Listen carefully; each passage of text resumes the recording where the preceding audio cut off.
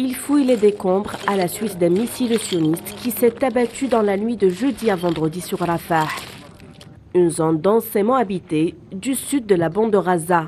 La ville abrite l'un des camps de déplacés le plus peuplé de l'enclave. Il a été massivement détruit.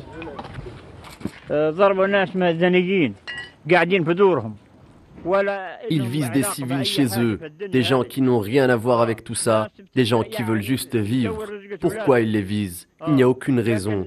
Même les fondations de la maison sont détruites. Pourquoi ils leur font ça? C'étaient des civils innocents vivant avec leur famille. Pourquoi ils ont fait ça? C'est injuste.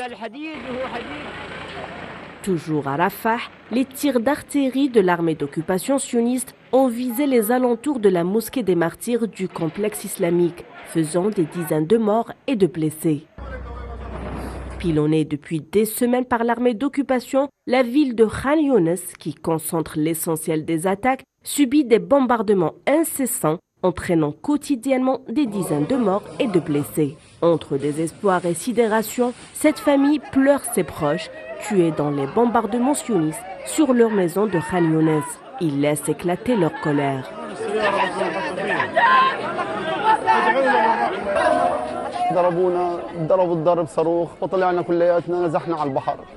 Nous avons été visés par une roquette, nous avons donc été déplacés près de la mer. Ils sont rentrés à la maison pour prendre le reste des affaires dont nous avons besoin.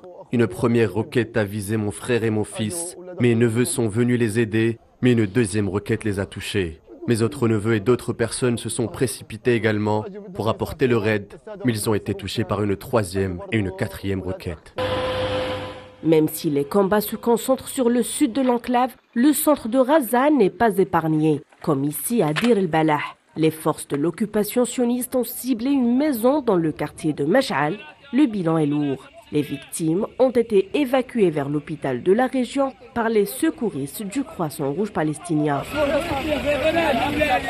La ville de Zaouïdia, le camp de Nusayrat et de Boureij ont été eux aussi bombardés, faisant également des dizaines de martyrs et de blessés. Face à la situation sanitaire catastrophique dans la bande de Gaza, le New York Times affirme que le Qatar mène des négociations de haut niveau avec le Hamas pour faciliter l'arrivée de l'aide. Un acheminement jugé inutile par l'Organisation mondiale de la santé si l'entité sioniste continue à se livrer à des actes de génocide contre les civils.